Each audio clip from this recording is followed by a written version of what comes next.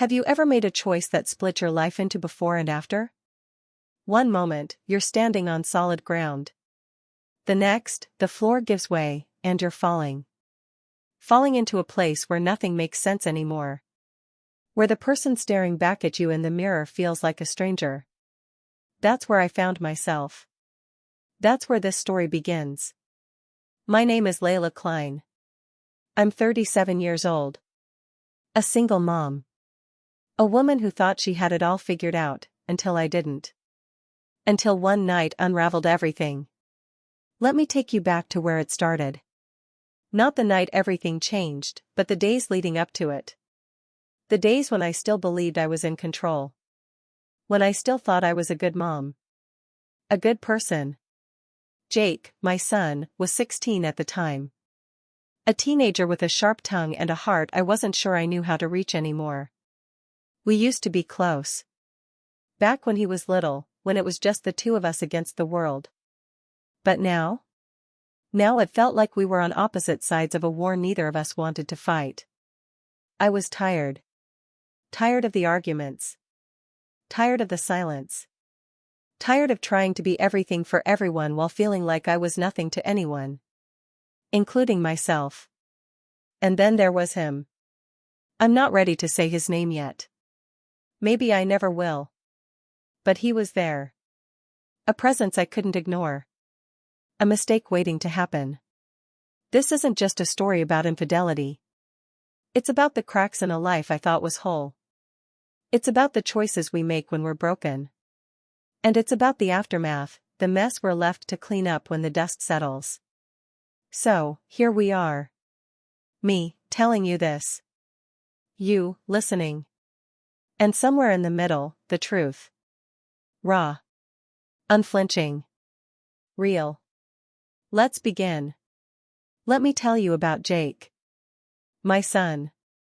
My boy. The one person who's been my constant in a life that's felt anything but steady. Jake was 17 when everything started to unravel. Tall, lanky, with a mop of dark hair that he was always pushing out of his eyes. He had his father's smile. Cullen's smile, but his heart. That was all his own. Kind. Curious. Sometimes too quiet for his own good. Cullen and I divorced when Jake was 10. It wasn't ugly, but it wasn't kind either. Just two people who realized they didn't know how to love each other anymore. Cullen moved across the country, remarried, and started a new life. Jake and I stayed behind. Just the two of us. At first, it was hard. Really hard. There were nights I cried myself to sleep, wondering if I'd made a mistake. If I'd failed Jake by not giving him a normal family. But over time, we found our rhythm. Our little routines. Friday nights were our thing. We'd order pizza, pile blankets on the couch, and watch movies. Jake would always let me pick, even though my choices were usually terrible. Mom, another rom-com? Really? He'd grown, but he'd sit through it anyway. We had inside jokes. Like the time I accidentally set off the smoke alarm trying to make pancakes. Or the way Jake would imitate my serious mom voice when I told him to clean his room. Little moments that made the hard days a little easier. But then COVID hit. And everything changed. The lockdown was brutal. Jake's school went virtual, and I started working from home. Suddenly, we were together 24/7, but it didn't feel like togetherness. It felt like being trapped. I tried to keep it together. For Jake. But inside, I was falling apart. The loneliness I'd been pushing down for years came rushing to the surface. Cullen had moved on. My friends were busy with their own lives. And Jake? He was growing up. Pulling away. That's when I started slipping. I won't go into details, but let's just say I turned to things I shouldn't have. Things that made me feel something, even if it was just for a moment. At first, it was harmless. A way to pass the time. But slowly, it became more than that. It became a habit. An escape. I told myself it was fine. That I wasn't hurting anyone. But the truth? I was hurting myself. And in ways I didn't even realize, I was hurting Jake too.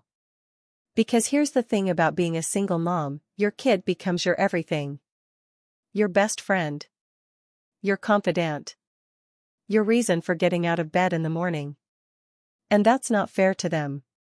It's too much weight for one person to carry. I didn't see it at the time, but looking back, I can see how much I leaned on Jake. How much I needed him to fill the gaps in my life. Like the time I got upset because he wanted to hang out with his friends instead of watching a movie with me. Or the way I'd ask him for advice about things he shouldn't have had to worry about. "Mom, I'm not your therapist," he said once, half joking, half serious. He was right. But I didn't want to hear it. And then there were the little things. The way I'd linger in his room, asking him about his day, even when he clearly wanted to be left alone. The way I'd text him when he was out, just to make sure he was okay. I told myself it was because I cared. Because I wanted to be a good mom. But the truth? I was scared. Scared of being alone. Scared of losing him. Jake, for his part, was patient.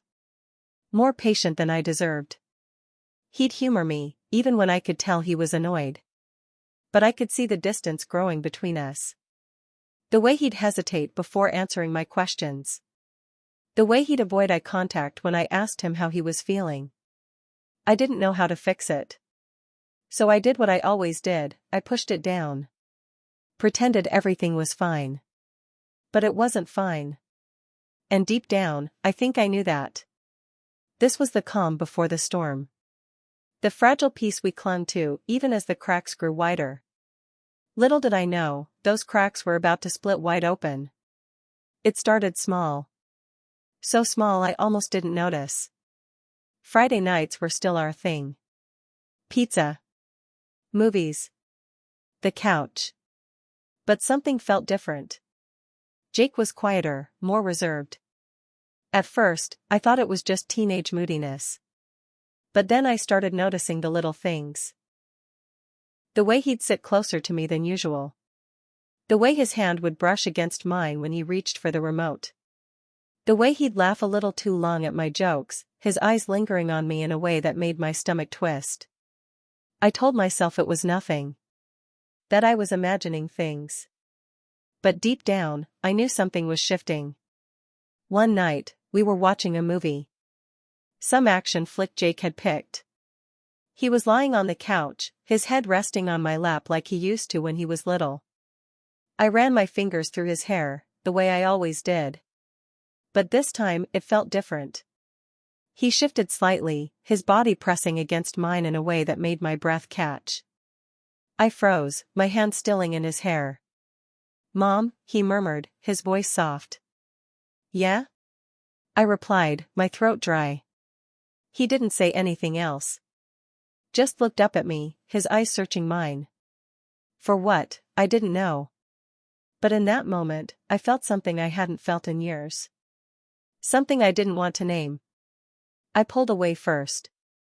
Got up to refill my wine glass, even though it was still half full. When I came back, Jake was sitting up, his arms crossed over his chest.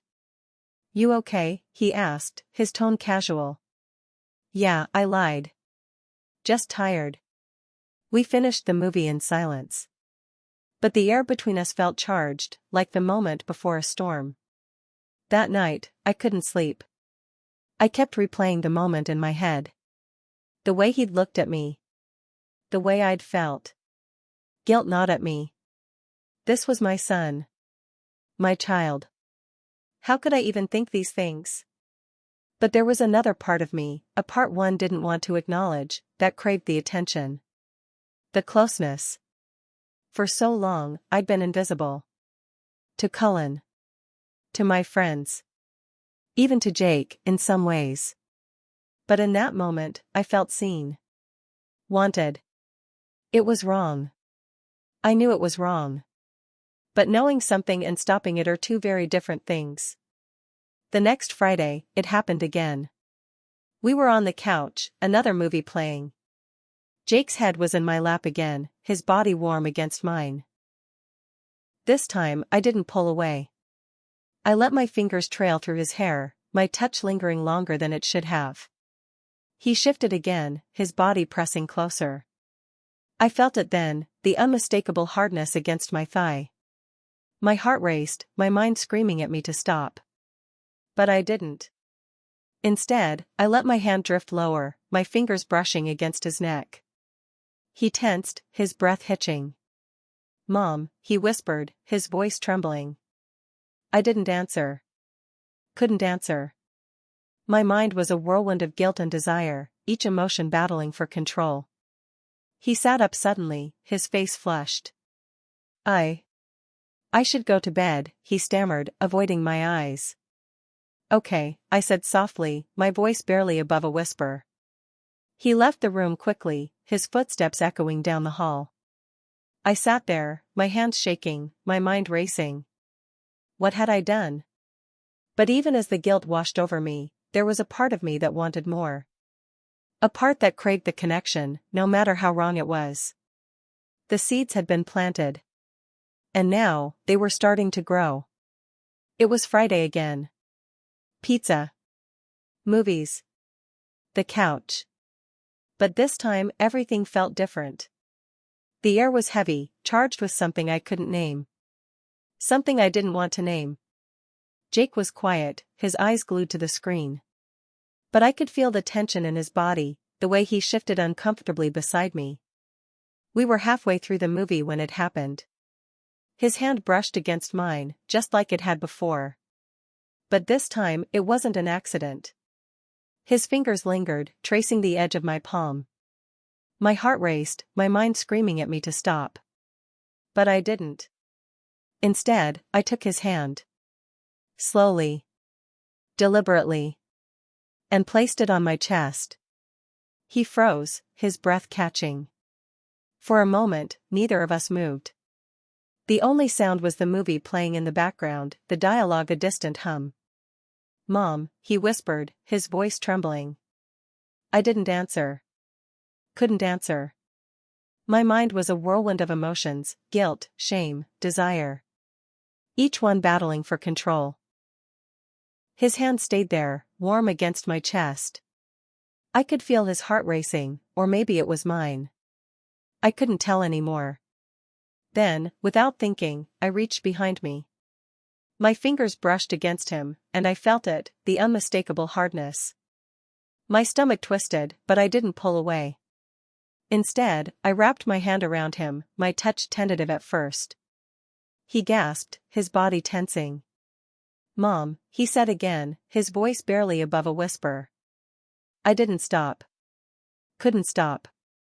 My mind was a blur, my body moving on its own. I stroked him slowly, each movement sending a wave of guilt crashing over me. But there was something else too. A fleeting sense of validation. Of being wanted. It was wrong. I knew it was wrong. But in that moment, I didn't care. Jake didn't pull away. He didn't say anything. Just sat there, his breath coming in short, shallow gasps. When I finally stopped, the room was silent. The movie had ended, the screen now dark. I turned to look at him, my heart pounding. His face was flushed, his eyes wide with a mix of confusion and something else I couldn't quite place. I started, my voice shaking. "We should go upstairs." He didn't answer. Just nodded, his movements stiff, like he was in a daze. We stood up, the distance between us feeling both too close and too far. I led the way, my legs unsteady, my mind racing. As we walked down the hall, I couldn't help but think about what we were about to do. About the line we were about to cross. A line that could never be uncrossed. But it was too late to turn back now. We reached my bedroom, the door creaking as I pushed it open. Jake hesitated for a moment, his eyes darting to mine. "Are you sure?" he asked, his voice barely above a whisper. I didn't answer. Just took his hand and pulled him inside. The door closed behind us, and the world outside ceased to exist. I woke up the next morning with a heaviness in my chest that I couldn't shake. The sunlight streaming through the curtains felt too bright, too harsh, like it was exposing everything I wanted to keep hidden. Jake was already gone. His door was open, his bed neatly made. I stood in the hallway, staring at his empty room, my stomach churning. What had I done? The guilt hit me like a tidal wave, crushing and relentless. I replayed the night over and over in my head, each memory sharper than the last. His hands. His breath. The way he'd looked at me. I wanted to scream. To cry. To undo it all. But I couldn't. It was done. And now, I had to live with it. I avoided him that day. Stayed in my room, pretending to work, pretending to sleep, pretending to be anything but the person I'd become. When I heard him come home, I didn't go out to greet him. Didn't ask how his day was. Just stayed hidden, like a coward. Jake didn't seek me out either. He moved through the house quietly, his footsteps soft, like he was trying not to disturb me. Or maybe he just didn't want to face me. The days that followed were a blur. We became strangers in our own home, orbiting each other but never touching, never speaking. The closeness we'd once shared was gone, replaced by a tension so thick it felt suffocating. I tried to pretend everything was normal. Made breakfast. Did laundry. Went to work. But inside, I was falling apart. Jake started acting out. His teacher called to say he'd been skipping class.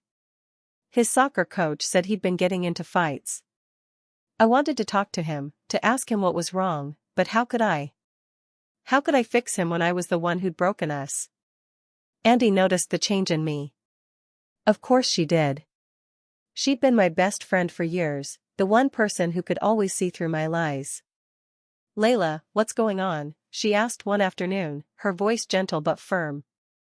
"Nothing," I said, forcing a smile. "Just tired." She didn't believe me. I could see it in her eyes. But she didn't push. Just squeezed my hand and told me she was there if I needed her. I wanted to tell her. To confess everything. But the words stuck in my throat, heavy and suffocating. The fear of someone finding out consumed me. I started imagining the worst, Andy's judgment, Jake's friends whispering, the neighbors staring. Every glance felt like an accusation. Every conversation felt like a trap. Jake started pulling away even more. He spent more time at his friends' houses, coming home late and leaving early. When we did talk, it was stilted, awkward, like we were both trying to pretend nothing had happened. But it had. And we both knew it. One night, I heard him crying in his room. The sound tore through me, sharp and unrelenting. I stood outside his door, my hand hovering over the knob, but I couldn't bring myself to go in. What would I say? How could I fix this? I didn't have the answers. All I had was the guilt. The shame. The knowledge that I'd ruined everything. And the worst part? I didn't know how to stop it. The days blurred into weeks, and the silence between Jake and me grew louder. It was a quiet that screamed, a stillness that felt like a storm waiting to break. I tried to pretend things were normal, but every glance, every word, felt like a reminder of what I'd done. Then, one evening, my phone buzzed. It was Jake. "We need to talk." 3 words. Simple. Direct. But they sent a chill through me. My hands trembled as I stared at the screen, my mind racing. What would he say? What would I say? I didn't respond right away. Couldn't. Instead, I sat there, the weight of everything pressing down on me. The guilt. The shame. The fear. Infidelity isn't always about cheating on a partner. Sometimes, it's about betraying yourself, your values, your boundaries, and the people you love. That's what I'd done.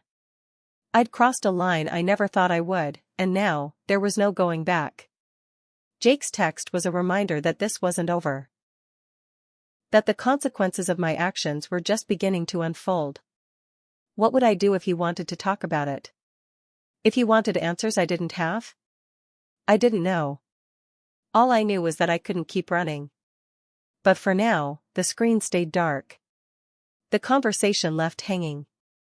The future uncertain. Layla's story is far from over. The choices she's made will ripple through her life and Jake's in ways she can't yet imagine. Infidelity, in any form, leaves scars on relationships, on trust, and on the soul. What would you do if you were in her shoes?